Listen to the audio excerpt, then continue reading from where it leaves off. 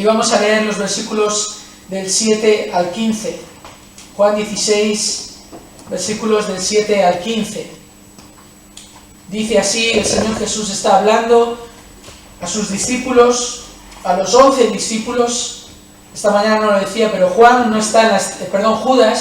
ya no está en la escena. Judas ha salido siguiendo su corazón, su malvado corazón, y también la dirección, la guía del diablo, en este sentido, para traicionar a Jesús. Y dice así Juan 16, 7. Pero yo os digo la verdad, os conviene que yo me vaya, porque si no me voy, el Consolador no vendrá a vosotros, pero si me voy, os lo enviaré. Y cuando Él venga, convencerá al mundo de pecado, de justicia y de juicio. De pecado porque no creen en mí. De justicia porque yo voy al Padre y no me veréis más. Y de juicio porque el príncipe de este mundo ha sido juzgado. Aún tengo muchas cosas que deciros, pero ahora no las podéis soportar. Pero cuando Él, el Espíritu de verdad, venga, os guiará a toda la verdad, porque no hablará por su propia cuenta, sino que hablará todo lo que oiga y os hará saber lo que habrá de venir. Él me glorificará, porque tomará de lo mío y os lo hará saber. Todo lo que tiene el Padre es mío, por eso dije que Él toma de lo mío y os lo hará saber. Una ocasión, dos amigos se encontraban contemplando uno de los lugares más hermosos de la naturaleza en el mundo, las cataratas del Niágara. Y allí estaban contemplando esta maravilla de la naturaleza, unas cataratas de 1000 metros de anchura, imaginaros todo 1 kilómetro de anchura de agua cayendo, una caída de 54 metros, o sea, todo 1 kilómetro de agua a lo ancho cayendo por 54 metros. Y estos dos amigos estaban viendo esta maravilla y estaban observando los remolinos que se producían cuando el agua caía. Y estaban viendo esa fuerza, ese poder del agua cayendo. Y entonces uno le dijo al otro: mira, este es el poder más desaprovechado del mundo. Eso le dijo. Este es el poder, el mayor poder y más desaprovechado del mundo. Entonces el otro amigo se quedó pensando por un momento y entonces respondió: no, querido hermano, el poder más desaprovechado del mundo es el poder del Espíritu Santo. El poder más grande y desaprovechado del mundo es el poder del Espíritu Santo. Y sabéis, creo que este hombre en esta anécdota tiene razón por dos motivos. Primero, de acuerdo a la palabra de Dios, el Espíritu Santo es Dios. Y el Espíritu Santo está en el mundo. El Espíritu Santo es Dios y el Espíritu Santo está en el mundo. Por lo tanto, el mayor poder en el mundo es el Espíritu Santo. La segunda razón por la que este hombre tenía razón, o el segundo motivo por el que tenía razón, es que está realmente desaprovechado. El poder del Espíritu Santo en el mundo está desaprovechado, sobre todo porque la mayoría de los creyentes no sabemos bien cuál es su poder y cuál es su misión en el mundo. Para nosotros es fundamental conocer cuál es la misión del Espíritu Santo en el mundo. Y yo me temo que quizás entre los creyentes y entre las iglesias a veces hay confusión en este sentido. ¿Cuál es la misión del Espíritu Santo? ¿Qué es lo que dijo Jesús? Y eso es lo que vamos a ver esta tarde. Porque recordáis, lo decíamos en esta mañana, Jesús dijo la verdad. Y la verdad es nuestra ventaja. Yo os digo la verdad, os conviene que yo me vaya. Esta palabra, os conviene, este verbo, realmente significa es para vuestro beneficio, es vuestra ventaja. Jesús está diciendo a aquellos que por 3 años habían quedado admirados de los milagros y la enseñanza de Jesús y de su poder y de cómo hablaba acerca del reino de Dios. Y de repente Jesús les dice: ¿sabéis? Ahora es mejor para vosotros que me vaya. Y es mejor porque si yo no me voy, entonces el Consolador no viene, pero si yo me voy, Él vendrá a vosotros, os lo enviaré. Esta mañana os explicaba que esta escena es una escena en la que Jesús está hablando a sus discípulos y les está preparando para el periodo que va desde su partida. Jesús iba al Padre hasta su segunda venida. Jesús volvería para buscar a su iglesia, volvería para reinar en el mundo, volvería para juzgar y establecer toda justicia. Y Jesús está hablando a sus discípulos y les está explicando algunas de sus más maravillosas promesas, y también Jesús les está hablando acerca del odio que iban a recibir del mundo. El versículo 20 del capítulo 19: si fuereis del mundo, el mundo amaría lo suyo, pero como no sois del mundo, sino que yo os escogí de entre el mundo, por eso el mundo os odia. Y luego veíamos esta mañana como en el versículo 2 del capítulo 16, Jesús les dice: os expulsarán de las sinagogas, algo que significaba realmente que te expulsaran de aquella sociedad totalmente marginado. Estar fuera de la sinagoga era estar fuera del pueblo de Israel, era estar fuera de aquella sociedad, de aquella cultura. Era ser despreciado y desechado por tus vecinos, por tus amigos, por tus familiares. Y aún más, cualquiera que os mata, viene la hora que cualquiera que os mate pensará que así rinde un servicio a Dios. Quizás tú miras a tu alrededor, a tus vecinos, a tu ciudad, a tu país, y no sientes ese odio. Pero hace pocas semanas, unas personas entraron en una universidad en Kenia y comenzaron a matar chavales, jóvenes estudiantes. Y el relato de una de las personas que sobrevivieron fue este. Venían y te preguntaban si eras musulmán o eras cristiano.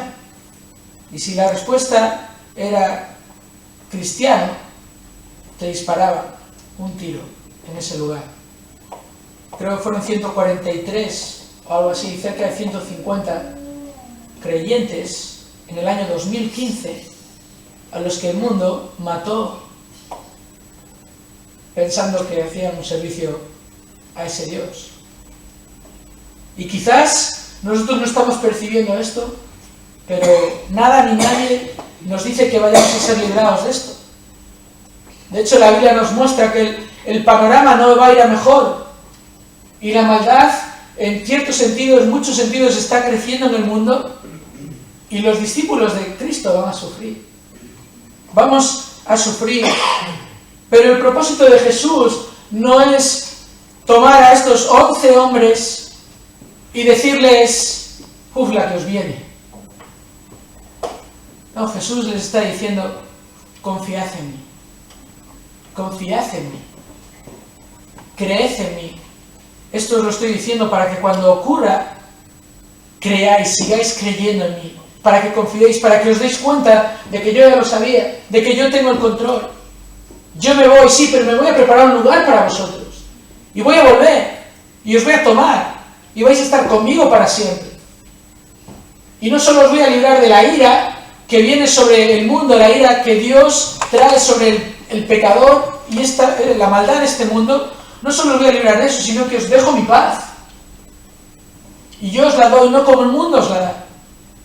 Y además vais a estar en mí y yo en vosotros, y vais a dar fruto, y mucho fruto.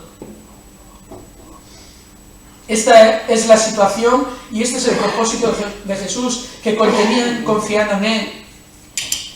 Y nuestra ventaja es conocer la verdad, no estar en un mar de incertidumbre, no estar con nuestras mentes dominadas por la mentira, por el engaño, por la falsedad.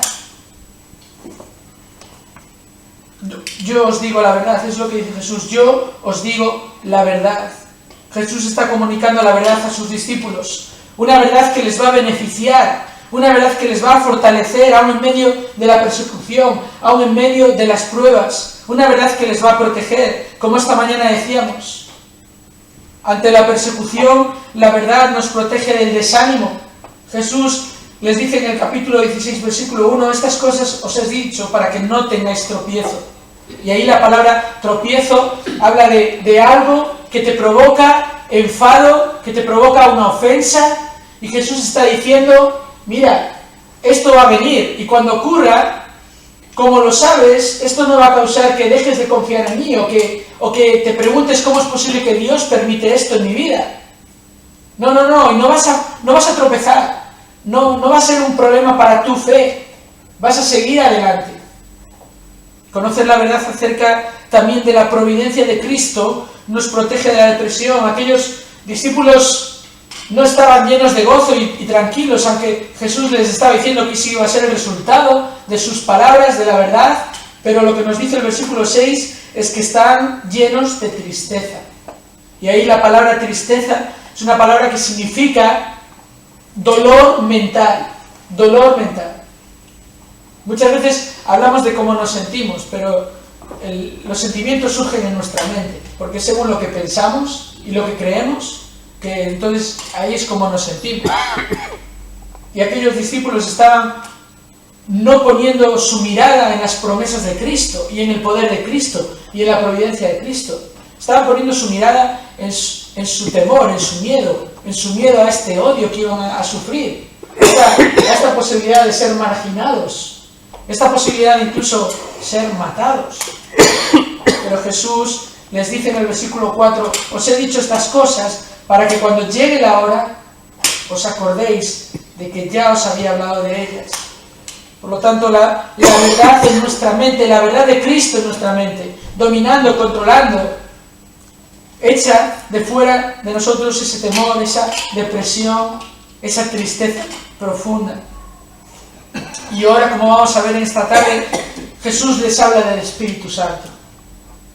Jesús presenta la misión del Espíritu Santo, porque ya ha presentado al Espíritu Santo en el capítulo 14, algo veremos de esto, pero Jesús presenta la misión del Espíritu Santo, y es también que a través de esa misión que el Espíritu Santo realiza en el mundo y con los creyentes sean protegidos de la decepción. De la decepción. Decepción quizás de ¿qué es la vida? Si nuestra vida es sufrir y predicar un mensaje que parece que la gente no cree, y vivir pruebas, y vivir todas estas cosas, y aprender la palabra de Dios, pero a veces ver que eso mismo tampoco me libra necesariamente de cosas que Dios permite. Conocer la verdad nos va a proteger de caer en la decepción. A veces la imagen que las iglesias evangélicas damos es decepcionante. Es decepcionante porque predicamos un pseudo-evangelio, un evangelio aguado, un evangelio que queremos que suene bonito y que no suene ofensivo, un evangelio en el que utilizamos ciertas palabras, Jesús te ama, y otras quizás no queremos utilizar tanto, como vas al infierno, eres un pecador. Y esto es decepcionante porque esto supone que realmente no estamos ni entendiendo la misión del Espíritu Santo ni comprendiendo el poder del Espíritu Santo en la predicación. A veces nuestra imagen es decepcionante porque tenemos luchas y conflictos que lo que hacen es dejar ver evidencias de nuestra inmadurez. Y tratando de no ser irrespetuoso, parecemos como patios de colegio donde los niños se pelean por cosas que realmente no son tan importantes. Y damos esa imagen, y es decepcionante porque Dios, Jesús, ha dicho: os conviene que yo me vaya, y va a venir el Espíritu de verdad que os va a guiar a toda la verdad. y que va a producir en el creyente, a través de la palabra de Dios y del entender la palabra de Dios, esa madurez que necesitamos. A veces la imagen de la iglesia evangélica es decepcionante también en nuestra adoración. Cuando parece que o caemos en la liturgia o tenemos entretenimiento y servir al Señor tiene que ver con cosas atractivas y cosas agradables y actuales y no con humillarse y servir al hermano y hacer las cosas con el mayor gozo.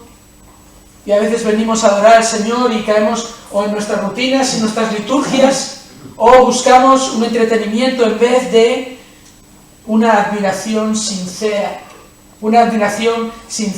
ante la belleza de nuestro Salvador. Y eso también es parte de la misión del Espíritu Santo con el creyente. Eso es lo que vamos a ver ante esta triste imagen que a veces podemos llegar a dar y ante el riesgo de dar esa imagen, porque yo tampoco conozco todas las iglesias para hablar de las situaciones de las iglesias, pero sé que el riesgo está ahí. Y para no caer ahí, para crecer y para ser luz a este mundo y para predicar el mensaje del Evangelio sin avergonzarnos, entonces necesitamos comprender, es fundamental conocer la misión del Espíritu Santo. Y de esto es de lo que Jesús está hablando aquí, versículo 8.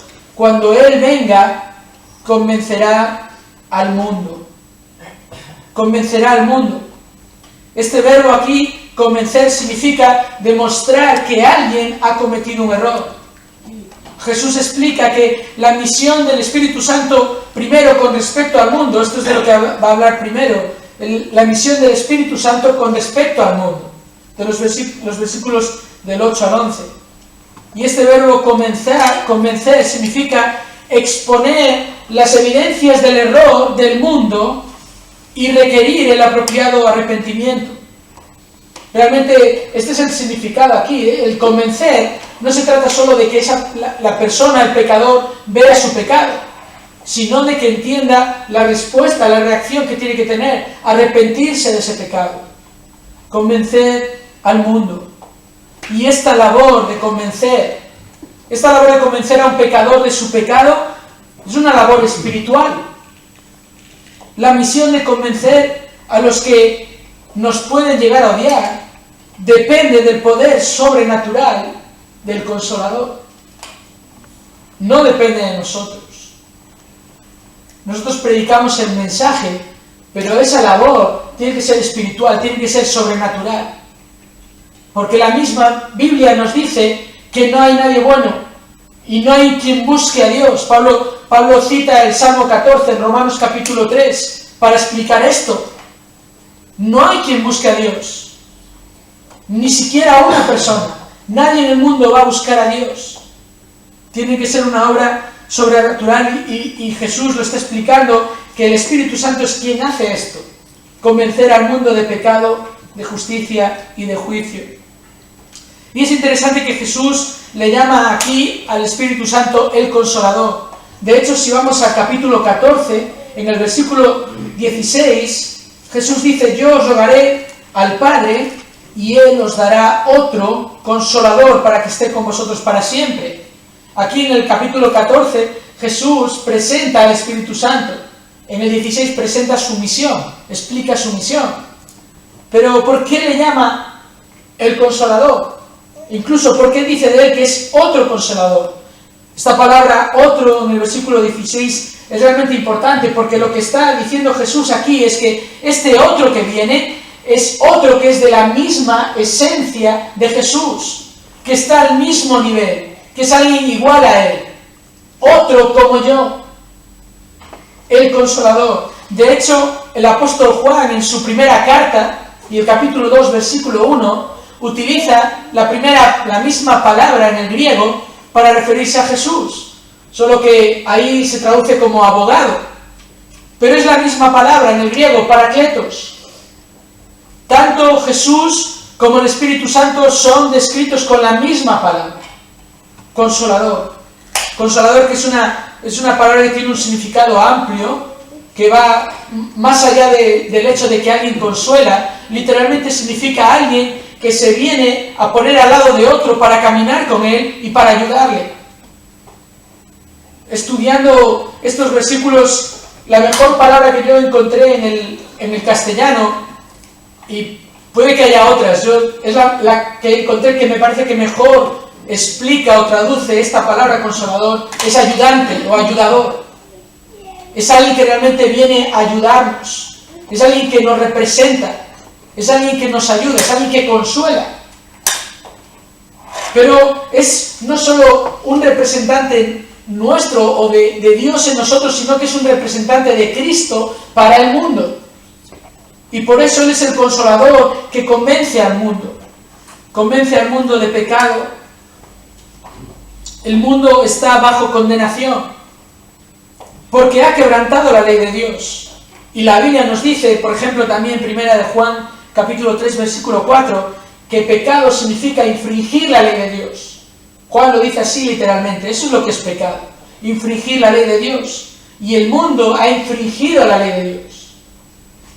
Ahora, los pecadores no admiten su pecado. Esto es lo más general y lo habitual.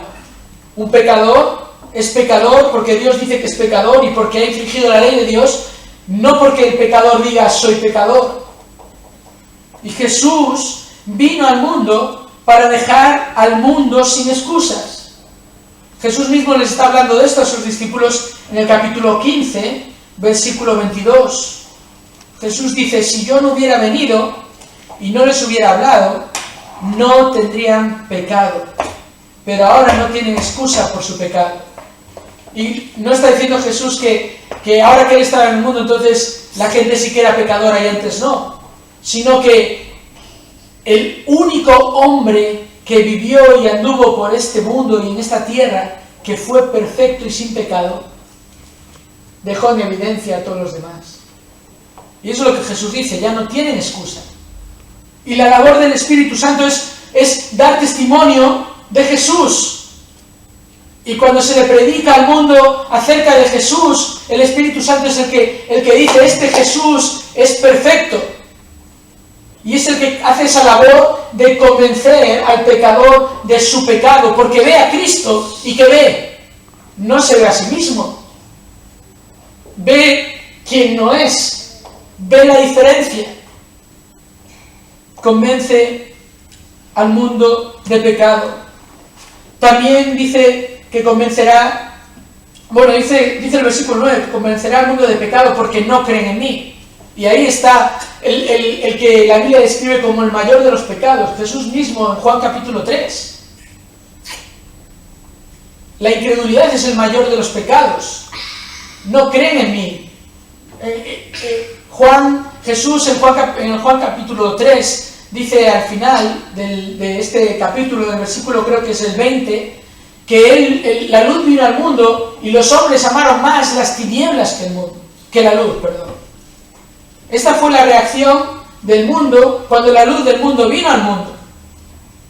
No quisieron recibir la luz, no quisieron ser iluminados, prefirieron vivir en las tinieblas. No creen en mí, ese es el mayor pecado. Y el Espíritu Santo es quien puede hacer esta labor. Nadie más la puede hacer.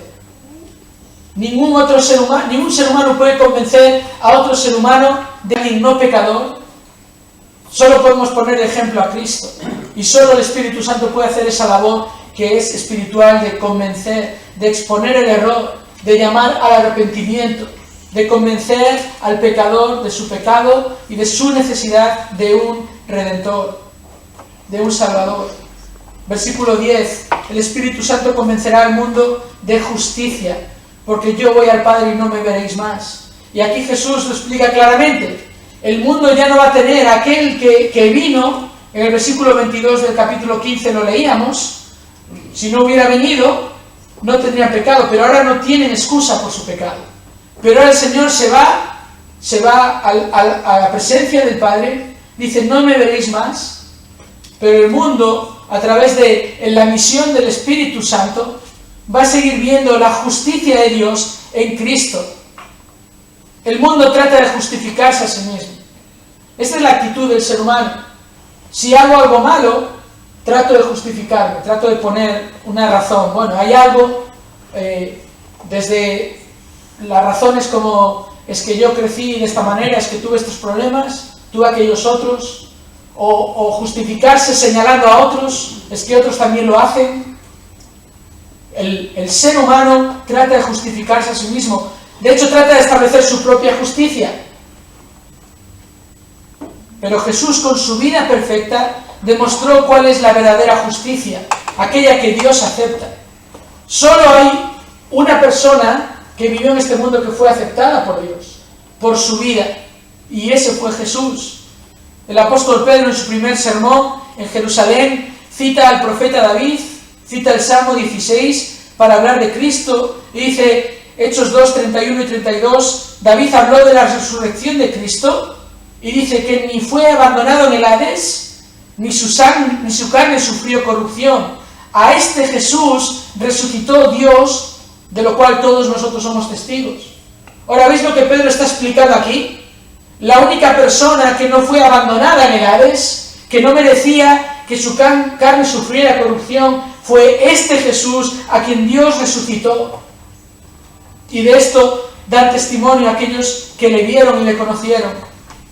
Pablo lo explica en Romanos capítulo 3, versículos del 21 al 26, de una forma profunda y una forma preciosa, y quisiera poder tener más tiempo para ahondar en estos textos, pero solo los vamos a leer. Pero fijaros cómo lo explica el apóstol Pablo. Dice Romanos 3, 21, pero ahora, aparte de la ley, la justicia de Dios ha sido manifestada, atestiguada por la ley y los profetas, es decir, la justicia de Dios por medio de la fe en Jesucristo para todos los que creen. Es decir, la justicia de Dios manifestada fue Cristo. Cristo fue el ejemplo de la justicia de Dios. Sigue diciendo, porque no hay distinción, por cuanto todos pecaron y no alcanzan la gloria de Dios, siendo justificados gratuitamente por su gracia, por medio de la redención que es en Cristo Jesús, a quien Dios exhibió públicamente como propiciación por su sangre a través de la fe, a fin de demostrar su justicia.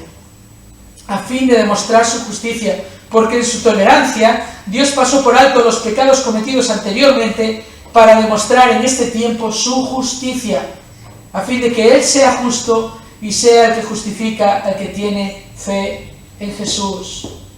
El Espíritu Santo convencerá al mundo de justicia, porque va a dar testimonio del único justo, y va a dar testimonio de la justicia verdadera que solo Dios acepta, y solo Dios acepta a aquellos que creen en Jesús y gratuitamente son justificados en Jesús. Por eso luego Pablo llega al capítulo 8 y hace estas preguntas, que son unas preguntas para afirmar todo esto que está diciendo. ¿Quién acusará a los escogidos de Dios? Dios es el que justifica. ¿Quién es el que condena? Cristo Jesús es el que murió. Sí, más aún, el que resucitó, el que además está a la diestra de Dios, el que también intercede por nosotros. Cuando Cristo es proclamado al mundo, el Espíritu Santo interviene para representar y para convencer, para representar a aquel que es justo, aquel Cristo Jesús que murió y que resucitó y que está a la diestra de Dios. Y está a la diestra de Dios porque merece estar a la diestra de Dios, por su perfección. Ya lo leímos, no fue abandonado en el Hades. El Hades era el lugar de los muertos. Su carne no vio corrupción. Jesús fue resucitado porque Él era justo.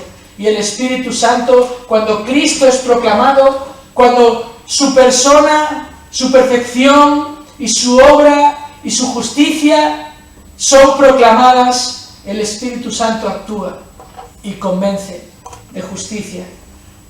Dice también que convencerá al mundo de juicio, porque el príncipe de este mundo ha sido juzgado. Y aquí Jesús pone el ejemplo del primer y mayor rebelde de la historia, el príncipe del mundo. Así es como se le llama en la Biblia en algunos lugares al diablo, a Satanás, al hijo de perdición, aquel primer rebelde que se rebeló contra Dios y para el cual fue preparado el infierno, como Apocalipsis capítulo 20 nos explica. Así que este que fue el primer rebelde ha sido juzgado. El Espíritu Santo convencerá al mundo de juicio, de que el mundo está bajo esta misma condenación. El Espíritu Santo convence al mundo de que están bajo esta misma condenación. ¿Y por qué? Porque Jesús es aquel a quien Dios ha designado también como juez para ejecutar este veredicto. En Hechos capítulo 10, versículo 42, Pedro está predicando a Cornelio y a toda la gente que estaba allí en la casa de aquel hombre gentil, y le dice que a ellos, a los apóstoles, nos mandó Dios predicar al pueblo y testificar con toda solemnidad que este Jesús es el que Dios ha designado como juez de los vivos y de los muertos. El Espíritu Santo convencerá al mundo de que Jesús va a juzgar al mundo. Un mundo que yace bajo la condenación por su incredulidad, por su pecado, y Jesús ha sido establecido como juez. Pablo, luego predicando en Atenas, dice las mismas palabras. Hechos capítulo 17 y versículos 30 y 31. Por tanto, habiendo pasado por alto los tiempos de ignorancia, Dios declara ahora a todos los hombres en todas partes que se arrepientan, porque Él ha establecido un día en el cual juzgará al mundo en justicia, por medio de un hombre a quien ha designado, habiendo presentado pruebas a todos los hombres al resucitarle de entre los muertos. Pedro predicó a Cristo como juez del mundo, que traía juicio, el juicio justo y verdadero sobre el mundo. Pablo predicó en Atenas el mismo mensaje acerca de Cristo.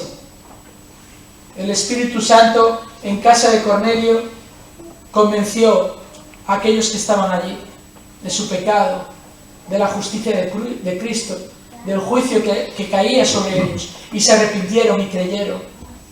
En Atenas no hubo un éxito en números. Pablo predicó allí y se rieron de él cuando mencionó la resurrección de los muertos, pero se nos dice que algunos creyeron, y se nos dan algunos nombres. El Espíritu Santo tomó el mensaje del Evangelio, no el pseudo mensaje del Evangelio, sino todo el mensaje de la verdad de Cristo, y todo el mensaje de la verdad del pecado del mundo, y todo el mensaje de la verdad del juicio del mundo. Y el Espíritu Santo tomó ese mensaje y transformó a la gente. Hechos capítulo 2, versículo 37. Esta es la reacción. Quiero que nos fijemos por un momento. Esta es la reacción de la gente ante el primer sermón de Pedro en Jerusalén. Dice Hechos 2:37, al oír esto, compungidos de corazón, dijeron a Pedro y a los demás apóstoles, hermanos, ¿qué haremos? Ahora hay algo interesante ahí que debemos notar. Si leemos todo el sermón y todo lo que aquí ocurre, vemos claramente cómo el Espíritu iluminó a Pedro en la proclamación del Evangelio. Un Pedro que no muchos días antes había sido un pescador, incluso uno que había negado al Maestro. Ahora estaba predicando un sermón que, si lo vemos, está exponiendo la palabra de Dios, el Antiguo Testamento, hablando del rey David, hablando del profeta Joel, para explicar quién es Jesús, aquel que fue determinado, establecido como el Salvador del mundo, aquel que murió, aquel que habían matado, pero que Dios había levantado. Y al oír esto, dice que la situación era de personas compungidas de corazón. Literalmente tenían golpeada la conciencia. Esto es lo que significa esta expresión.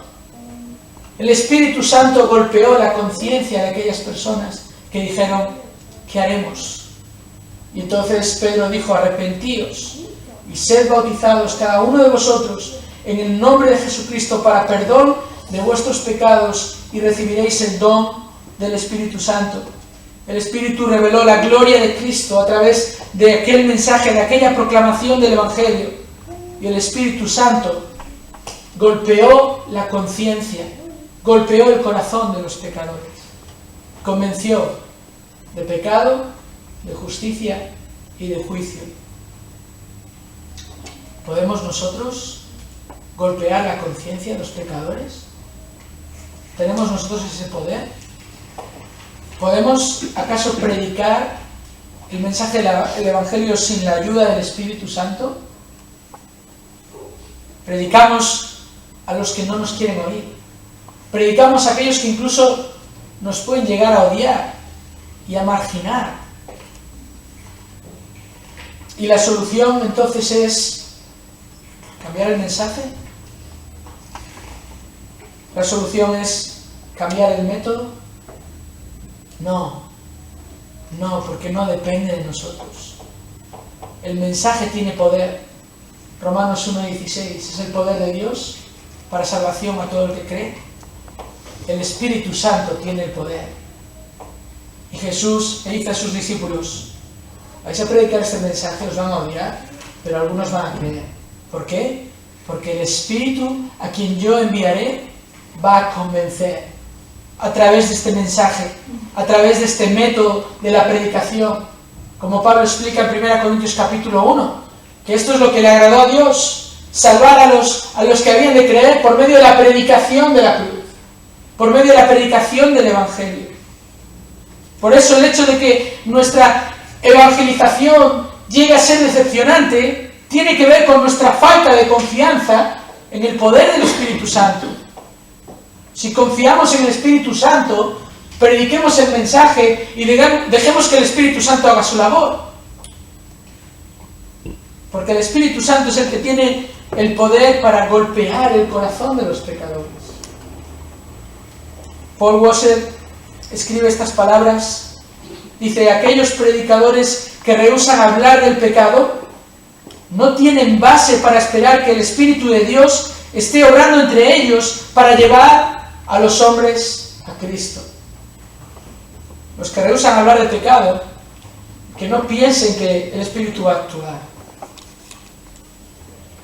Jesús les dijo la verdad a sus discípulos en cuanto al poder del Espíritu Santo en el mundo. Por eso debemos dejar de pensar en nuestro bienestar cuando pensamos que quizás al hablar a alguien, a un vecino, a un amigo, a un compañero de trabajo, o cuando predicamos abiertamente, o al predicar en la iglesia, dejemos de pensar en que las consecuencias de esto sean buenas para nosotros y empecemos a predicar con valor el mensaje que el Espíritu de Cristo puede utilizar para transformar a los pecadores.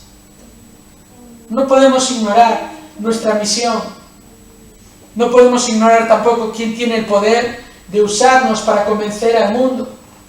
Nuestra misión: predicar, dar testimonio, ser testigos de Cristo. La misión del Espíritu Santo es el poder sobrenatural de quebrantar el corazón del pecador. Ahora Jesús también habla en estos textos de la misión del Espíritu Santo con respecto al discípulo de Jesús. Los versículos del 12 y 13, Jesús les dice aquí que tiene más cosas que decir. Ahora, esto es interesante. Tengo muchas más cosas que deciros, pero ahora no las podéis soportar.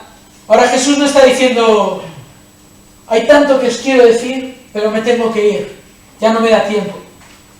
No es esa la idea. Jesús está diciendo aquí: hay tanto que os quiero decir, pero como no lo podéis asumir y entender ahora, os lo voy a decir de otra manera, a través del Espíritu de verdad. Y veréis, hermanos, Jesús está hablando aquí ahora de un hecho que por lo menos para mí es único y maravilloso. Jesús habla ahora de la culminación de las Sagradas Escrituras. Cuando Jesús estaba hablando aquí, el Antiguo Testamento sabemos que había sido completado, estaba escrito, esa parte de la revelación de Dios. Pero había más. Y Jesús dice: tengo muchas cosas que deciros, pero ahora no os podéis soportar. Pero cuando el Espíritu de verdad venga, os guiará a toda la verdad, porque no hablará por su propia cuenta, sino que hablará todo lo que oiga y os hará saber lo que habrá de venir. Por lo tanto, lo que aquí tenemos, por un lado, es el Espíritu de Dios que guió a los escritores que Dios quiso utilizar para completar la verdad y su revelación. Tengo muchas cosas que deciros, dice Jesús, y nos las dijo, y podemos tener la completa seguridad de que están dichas y están escritas. Y el Espíritu Santo, que además muestra su humildad y su sumisión aquí, en su labor, en su misión de guiar a la verdad, no hablará por su propia cuenta, habla estas palabras que aún Jesús tiene que decir, que por cierto Jesús continuamente dice, yo no he venido a hablar mis propias palabras, sino que he venido a hablar lo que el Padre me dijo, lo que el Padre me comunicó, lo que oí del Padre. La revelación de Dios es completada, es culminada de una manera preciosa y sobrenatural a través del Espíritu Santo. En el capítulo 14, versículo 26, encontramos que el Espíritu Santo les iba a enseñar y recordar todas las cosas que Jesús había dicho. Ahí lo tenéis, Juan 14, 26, el Consolador, el Espíritu Santo, a quien el Padre enviará en mi nombre, Él os enseñará todas las cosas y os recordará todo lo que os he dicho. Hay muchos que ponen en tela de juicio y en duda lo que los evangelistas escribieron. Y dicen, bueno, contaban relatos más o menos lo que se acordaban o quizás, claro, quisieron contar un poco lo que les parecía para resaltar lo que querían resaltar. Bueno, este versículo nos confirma que no es así. El Espíritu Santo, de manera sobrenatural, le recordó exactamente lo que tenían que escribir y les enseñó exactamente lo que tenían que escribir. Y mi querido hermano y mi querida hermana, cuando abrimos nuestra palabra, nuestra Biblia, la palabra de Dios, en nuestras casas, en nuestras iglesias, y leemos estos evangelios, podemos leer con toda la seguridad de que son las palabras de Cristo, de que es todo esto que Cristo quería darnos, que es esta verdad, que es nuestra ventaja. El Espíritu Santo les iba a revelar lo que está en el corazón de Dios. En 1 Corintios capítulo 2, versículos del 9 al 12, ahí Pablo explica que lo que hay en el corazón de Dios, sus pensamientos que solo Dios o el Espíritu de Dios conoce, eso es lo que nos ha sido revelado. Y Pablo dice, no hemos recibido el Espíritu del mundo, sino que hemos recibido el Espíritu de Dios, para comprender, para conocer gratuitamente lo que se nos ha concedido, lo que se nos ha dado. El Espíritu Santo hizo esto de manera específica con hombres como Pablo. Y por eso cuando vamos a las cartas y leemos, podemos leer con toda confianza y seguridad de que es la palabra de Dios, de que es la palabra de Cristo. Las palabras de Jesús no son aquellas que aparecen en rojo en algunas Biblias. Las palabras de Jesús son toda la Biblia. Toda la Biblia. Y podemos tener esa confianza porque el Espíritu Santo tenía una misión que cumplió. Y luego en 2 de Pedro, capítulo 1, versículo 21, ahí encontramos cómo el Espíritu Santo movió a los autores, iluminó a aquellos para escribir y completar la palabra de Dios que hoy tenemos y leemos con plena seguridad de que es la verdad. ¿Por qué? Porque el Espíritu de verdad cumplió su misión, que fue hablar todo lo que oiga. ¿De quién? De Jesús, que es el camino y la verdad y la vida, que vino para hablar y para dar a conocer al Padre, que es verdad. Por lo tanto, tenemos esa seguridad. La palabra de Dios es la verdad y es nuestra ventaja. Pero no solo esto, sino que cuando está diciendo aquí en el versículo 13 que el Espíritu guiará a toda la verdad, está hablando también de una labor que el Espíritu Santo hace con todos los discípulos de Jesús en todas las épocas. El Espíritu Santo, además de convencer al mundo, conduce al creyente. Os guiará. Aquí encontramos la figura de un guía. Un guía es aquel, por lo menos un buen guía, que conoce perfectamente el camino y el destino. Y por lo tanto lleva a los que son guiados sin perderse y sin equivocarse por el camino y al destino. Esta es la idea aquí. El Espíritu Santo nos guiará a toda la verdad. Tenemos la verdad completa, la palabra de Dios, y tenemos al Espíritu Santo que aún actúa de guía y que nos asegura el no equivocarnos cuando leemos, nos ayuda a comprender, nos ayuda a discernir. Hace unas pocas semanas leía una noticia de un hombre que fue encontrado en alta mar después de 66 días perdido. Salió a navegar este hombre en la costa del Atlántico en Estados Unidos y se perdió y no le encontraba, y la familia le dio por muerto, le dieron por perdido, y a los 66 días le encontraron. Y este hombre, claro, tuvo un accidente, su barca volcó y no tenía mucha experiencia en navegar. Contaban en la noticia que fue demasiado valiente al salir a navegar con su poco conocimiento y se perdió y su barco volcó y no tenía manera de volver. Estaba a merced de que alguien le encontrara a la deriva en alta mar. Y cuando veía esa noticia y estaba estudiando estos versículos, me hacía pensar, ¿acaso no somos así los creyentes cuando no vamos a la verdad y cuando no confiamos en el Espíritu de Dios guiándonos a la verdad? Que en vez de vivir en base a la palabra de Dios, y en vez de vivir las vidas que Dios quiere que vivamos, simplemente sobrevivimos y estamos perdidos a merced de donde el mar nos lleve y donde las corrientes nos lleven. El Espíritu de Dios evita que los discípulos de Cristo pierdan el rumbo. Nosotros necesitamos el poder del Espíritu Santo para discernir la verdad de las Escrituras. Y en las Escrituras tenemos todo lo que necesitamos. Es un barco que nunca se hunde. Es el mapa correcto. Es la brújula que siempre apunta a Dios. ¿Por qué? Porque Dios mismo nos la dio a través de hombres que fueron guiados por el Espíritu de verdad. ¿Y no es interesante ver esta conexión profunda, esta unión entre la palabra de Dios y el Espíritu de Dios? Van de la mano, van unidos.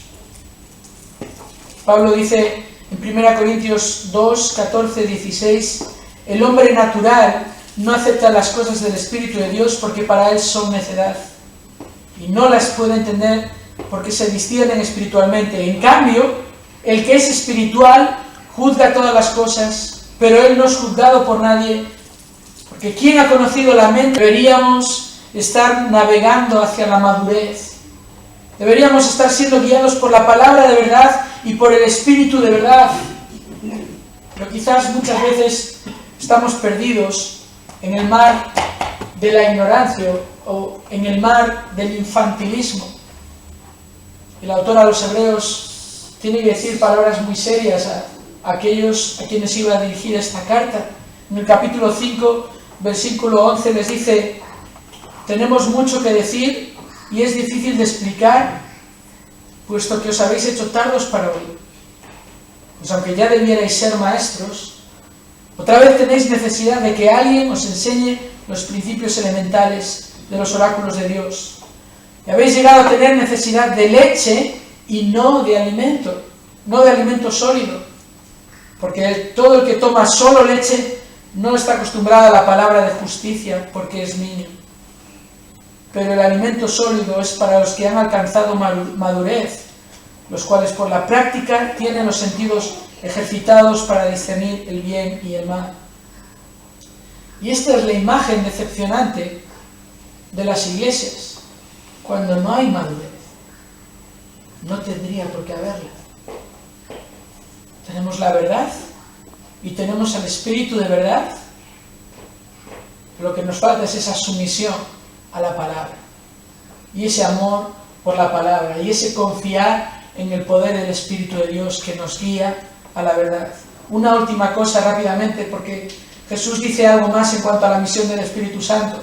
Versículo 14.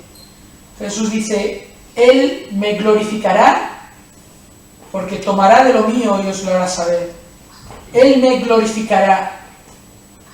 La misión, y yo diría central, del Espíritu Santo es glorificar a Cristo. El Espíritu Santo tiene una misión para con el mundo: convencer, golpear la conciencia del pecador, tiene una misión para el discípulo, con el discípulo completar la verdad y dirigir y guiar en esta verdad. Pero el Espíritu Santo tiene una misión sublime, que es la de dar gloria a Cristo, glorificar a Cristo, porque tomará de lo mío y os lo hará saber. Ahora, yo no sé si alguna vez habéis tenido la oportunidad de visitar algún edificio emblemático. Yo no sé si en Vigo tenéis algún edificio emblemático, pero quizás pensad alguna vez algún viaje, que habéis visto alguna catedral, algún bonito edificio, y si habéis tenido la posibilidad de verlos de noche. Y es precioso, es una imagen a veces muy bonita, porque es de noche, está rodeado de oscuridad, y ves un edificio precioso, lo ves iluminado, y resalta. Ahora, pensad cuán absurdo sería llegar delante de un edificio así y empezar a decir: caramba, qué bonitos focos, qué focos más bien puestos, qué buenos son, mira cuántos focos hay ahí. Eso sería absurdo. Eso es lo que pasa a veces con el Espíritu Santo, porque el Espíritu Santo está para glorificar a Cristo. Los focos que iluminan a Cristo. El Espíritu Santo apunta a Cristo, nos señala a Jesús para que contemplemos su humildad, para que contemplemos su justicia y para que contemplemos su obra perfecta. Y el Espíritu Santo no está para que le miremos a Él. Tiene esta labor humilde de tomar de lo de Jesús y hacerlo saber. Y luego Jesús también en el versículo 15, todo lo que tiene el Padre es mío, por eso dije que Él tomará de lo mío y os lo hará saber. Y aquí Jesús vuelve a afirmar su deidad, su igualdad con el Padre y el Espíritu, esta perfecta Trinidad, este misterio que se escapa de nuestras mentes finitas. Pero lo que el Espíritu hace es glorificar a Cristo. Pero hay muchos cristianos hoy en día que han puesto el foco sobre el Espíritu Santo, en vez de mirar a Cristo continuamente, en vez de mirar a lo que ha hecho, a oír lo que ha dicho. Y este error ha traído consecuencias terribles en nuestra devoción a la palabra de Cristo y en la adoración de Cristo. Y hay muchos que hoy ponen el foco en el Espíritu Santo y dicen que Dios les ha revelado algo nuevo, que Dios les ha dicho otra cosa, y no tenemos garantía de que eso haya sido algo que el Espíritu Santo tomó de Cristo y nos ha dado a conocer. La única garantía que tenemos es la palabra de Dios, porque el Espíritu Santo lo ha tomado de Cristo y Cristo del Padre, y esa es la única verdad, y lo tenemos a través de la palabra de Dios. El Espíritu Santo no da nueva revelación. No hay nadie que pueda levantarse y decir: tengo algo nuevo que decir que Dios me ha dicho a mí. Y se pone el foco en el Espíritu Santo y se le adora a Él. Cuando vemos que la palabra de Dios se nos dice, por ejemplo, Colosenses 3:16, que sea la palabra de Dios la que mora en abundancia en nosotros, con el Espíritu Santo llenándonos, guiándonos, sometiéndonos a esa palabra, guiándonos en la verdad. Y cuando vemos la imagen en el cielo en Apocalipsis 5, cuando todos están adorando al Cordero y todos cantan: digno es el Cordero. Digno es de abrir el libro, de abrir los sellos, porque Él murió y con su sangre compró a gente de toda lengua, toda tribu, toda nación. Y el Espíritu Santo hace esto, y es su misión: glorificar a Cristo, poner el foco sobre Cristo.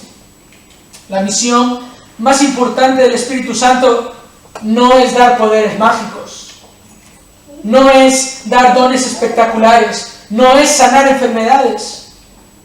La misión más importante del Espíritu Santo no es producir una especie de obediencia excepcional, ni riquezas abundantes. La misión más importante del Espíritu es glorificar a Cristo, guiando a los creyentes a Cristo, al conocimiento de Cristo, a la obediencia a Cristo. Por eso debemos someternos al poder del Espíritu Santo y dejarnos guiar y gobernar por Él.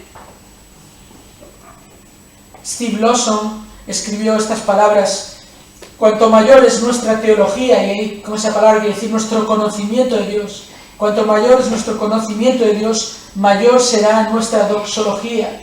Es una palabra que significa dar gloria, adoración. Y esta es la realidad. A veces esa imagen decepcionante que damos, quizás de una adoración superficial, o una adoración que es todo entretenimiento, o un servicio a Dios que es con quejas y con pocas ganas, viene precisamente de nuestra falta de confianza y de ver a Cristo en toda su gloria, de conocer la belleza de Cristo al meditar en la palabra de Cristo. La verdad es nuestra ventaja. Y qué triste es cuando nos dejamos llevar, nos dejamos guiar por las mentiras. Estas cosas os he dicho. Jesús repite vez tras vez. ¿Y qué vamos a hacer con estas cosas? ¿Vamos a someternos a ellas? ¿Vamos a confiar en la palabra de Cristo? Si no recordamos el poder del Espíritu Santo, entonces estamos destinados a la decepción de un evangelio suavizado y distorsionado, un evangelio que no golpea conciencias. Y no queremos ser esa iglesia, ¿verdad? Aunque nos cueste la vida, y que nos margine, y que nos rechace. Prediquemos a Cristo y confiemos en el Espíritu Santo, que es el que tiene el poder de convencer al mundo. Si no recordamos el poder del Espíritu Santo, estaremos destinados también a la decepción de una iglesia llena de creyentes inmaduros, creyentes que no saben distinguir entre el bien y el mal. Y no queremos eso. Y si no recordamos la misión central del Espíritu Santo, estamos destinados a la decepción de una adoración superficial y una adoración centrada en nosotros mismos. El Señor nos envió al Espíritu de verdad. Por tanto, prediquemos con valentía. Prediquemos sin temor a las consecuencias. Crezcamos también continuamente a través de la palabra de Dios. Vayamos a ella. Jesús nos dejó su palabra con toda garantía de que es su palabra, de que es la verdad, de que es confiable, de que no contiene error, de que no nos va a llevar al error, de que nos va a iluminar. Confiemos en la palabra y crezcamos por ella, siendo guiados por el Espíritu de Dios.